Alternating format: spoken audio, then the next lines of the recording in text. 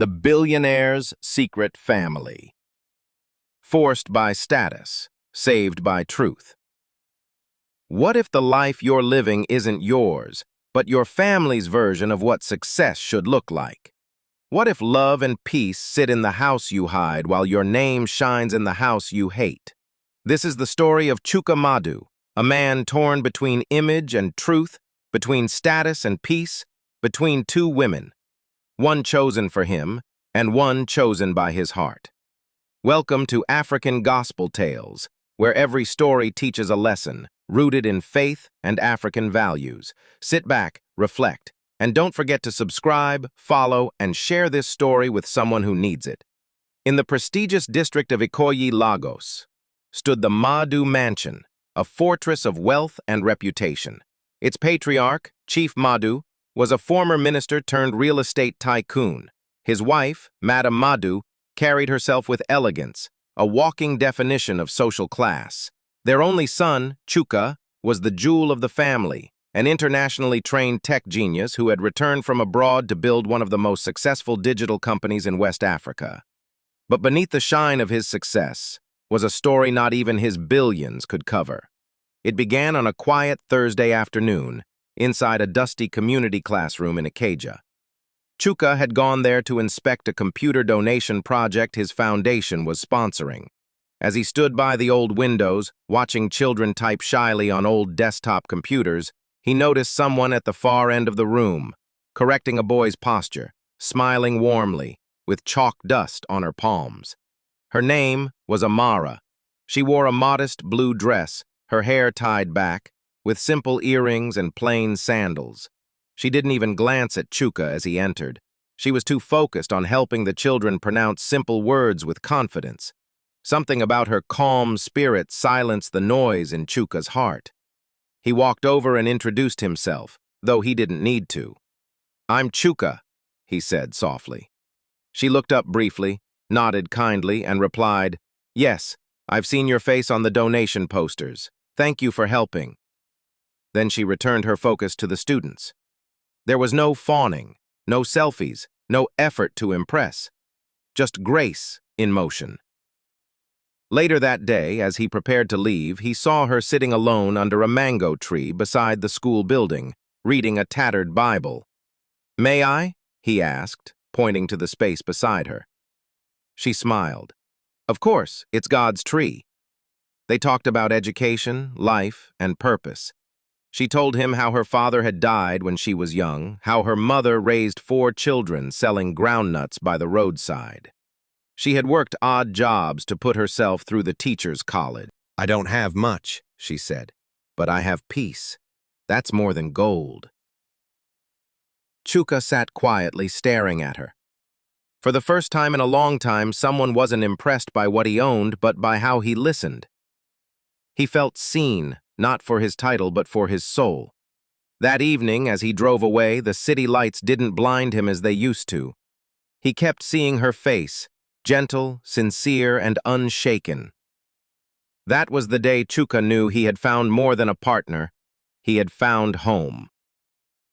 Chuka had fallen in love, not with a woman of status or pedigree, but with Amara, a gentle, spirit-filled teacher at a missionary school.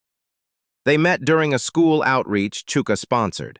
She didn't try to impress him. She didn't even know who he was at first. But she prayed with him, spoke life into him, and loved him with a sincerity that broke every wall in his heart. "You are not your title, Chuka," she told him once. "You are God's son. Don't let wealth define you." They talked about building a simple life. He would invest in educational tech. She would continue teaching. They would raise their children in faith. But then came the storm.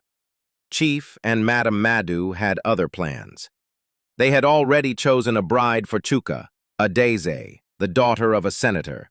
Beautiful, stylish, well-connected, and entirely uninterested in the things of God. She was the symbol of power and prestige. Marrying her would merge 2 dynasties. The Madu name would stretch from Abuja to the international stage. Chuka resisted at first. "I love someone else," he said plainly. Love does not build legacy, his father replied. Marriage is about structure and strength. Do you want to shame this family? His mother added. Amara is sweet, yes, but she is not one of us. She stood at the center of the marble-tiled living room, her gele towering like a crown of judgment, her arms crossed tightly. The Madu crest, a symbol of generational wealth, hung above the fireplace behind her like a silent witness. Look at you, Chuka, she continued, her tone trembling with anger. You want to throw all this away? For what? Love? For a woman whose mother sells ground nuts at mile 12? This is Ikoyi, not a fairy tale. Chief Madu paced slowly behind her, saying nothing. His silence was more frightening than her rage. Chuka looked down at his feet, then at the glistening chandelier above, as if searching for light in a room growing darker by the second. Let me live my life, Mum, he whispered. You are not just anyone, she snapped. You are Chuka Madu. Your choices represent legacy. She walked closer, her voice softening into manipulation. You will thank us later. This is how great families are built, not on emotion but on vision. She left the room, heels echoing down the hallway. The pressure mounted. Family meetings turned into interventions. Pastors were called in. Friends were bribed to persuade him. Chuka, tired and torn, gave in. Amara sat on a church pew that Friday evening, grading exercise books as the choir rehearsed quietly in the background. Her world was calm, until it wasn't. A colleague rushed in, phone in hand, voice trembling. Amara, I didn't know how to tell you. I'm so sorry. What's wrong? Amara asked, her brows knitting. The phone was handed to her. A social media page, a headline. Lagos Royal Wedding. Tech mogul Chuka Madu marries senator's daughter in star-studded ceremony. The wedding with Adeze was loud, colorful, and luxurious. The front page of every magazine in Nigeria carried their kiss. But behind the camera for flashes, Chuka's heart shattered. Her eyes scanned the image. Chuka in a tuxedo, Adeze in glittering white, cameras flashing, smiles choreographed. Her hands trembled, but she didn't scream, she didn't throw the phone. She just blinked, slowly. So this was the choice. She stood up, nodded silently, and walked out into the compound, barefoot. The ground was wet with rain, but her face remained dry. She whispered under her breath, Lord, I will not question you. If this is how it must be, carry me through. Later that night, she knelt by her bedside, laid her head on her Bible, and wept quietly. But she never called him, never asked why. She left that answer between him and God. Amara disappeared. She changed her number. She returned to her quiet school life.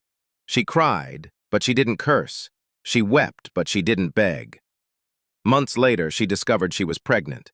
She told no one but God. 3 years passed. Chuka's marriage to Adeze was a castle built on cracked glass. She was rude to staff, obsessed with Instagram fame, and dismissive of prayer. Chuka found solace in work, but not even his billion naira contracts could buy peace. He hired a private investigator to find Amara. When he finally saw her again, it was under a mango tree where she taught evening classes to neighborhood kids. On her lap sat a boy. His eyes were his calmness was hers. You didn't tell me, Chuka whispered. What would have changed? She replied. You were already married. He began visiting quietly, supporting them, watching his son grow.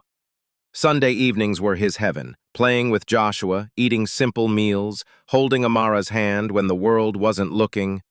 But he knew he was living 2 lives, one for duty, one for peace. Chief Madu eventually discovered the truth. A relative had spotted Chuka's car in Surulere too often. When confronted, Chuka confessed. She gave me joy when the whole world only gave me applause, he said. His father exploded. His mother wept. You will bring ruin to our legacy. Then came the twist. It began with a whisper, then a leak, then an explosion. A hotel worker had uploaded a video anonymously. In it, Adeze could be seen in a luxury suite at a five-star hotel in Victoria Island, hurling insults at a cleaner for accidentally stepping on her designer shoes. "You dirty rat! Do you know how much these cost?" she shouted, waving her red-bottomed heels like a weapon. "People like you shouldn't even be allowed to work in places like this." The cleaner, a timid older woman, apologized repeatedly, tears in her eyes. But Adeze kept shouting, calling her names, throwing her towel on the floor. Within hours, the video had spread like wildfire. Hashtag Adeze exposed, hashtag Madus in shame, hashtag cleaners deserve respect. Nigerian Twitter went mad. Instagram bloggers reposted it with dramatic music. TikTok creators reenacted the scene. Comment sections exploded. Chuka was in a boardroom when his phone rang endlessly. He finally picked up a call from his assistant who stammered, "Sir, it's your wife.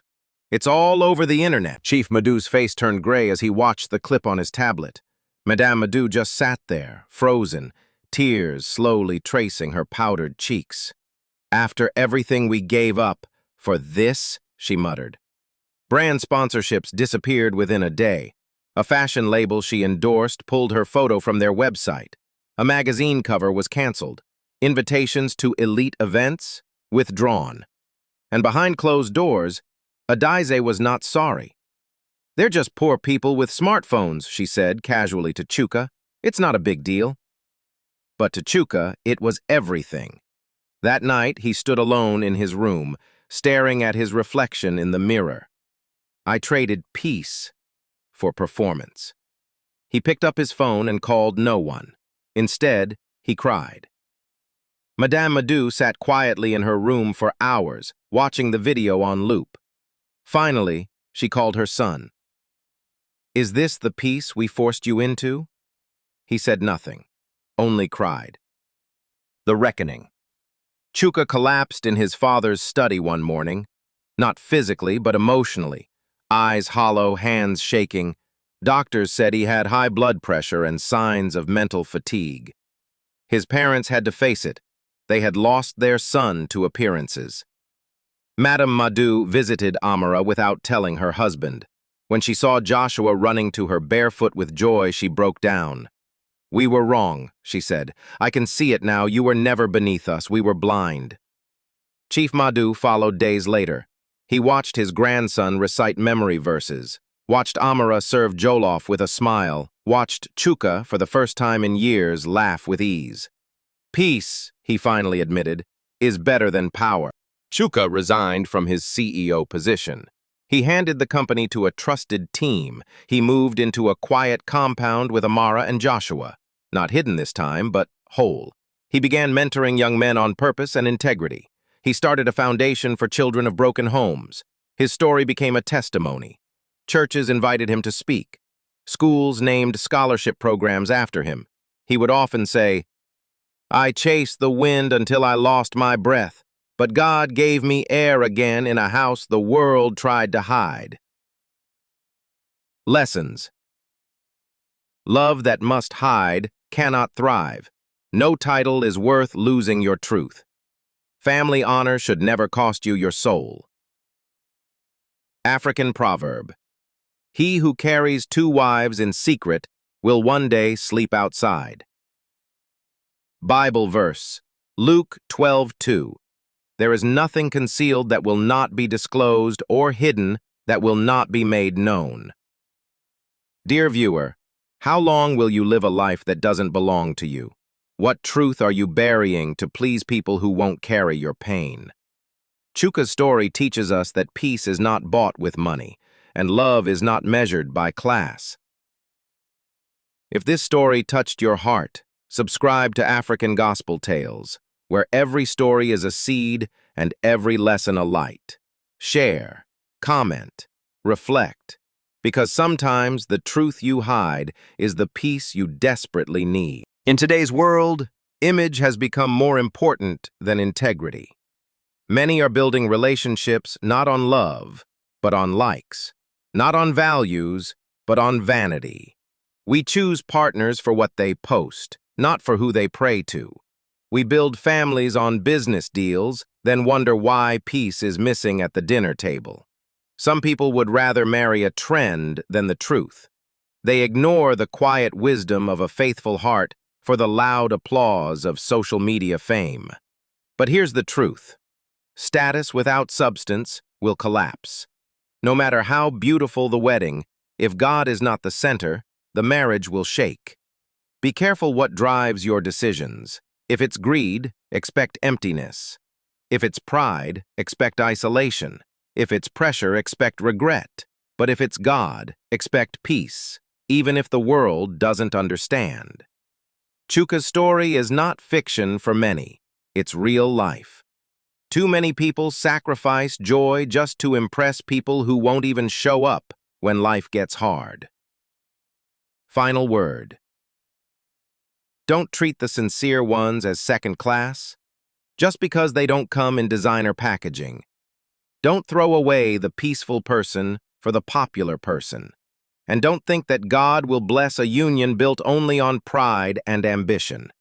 Remember the African proverb, "A child who closes his ears to advice will cry alone in the night." And the Word of God says in Galatians 6:7, "Do not be deceived. God cannot be mocked. A man reaps what he sows." So choose wisely, because your decisions today are seeds, and they always grow.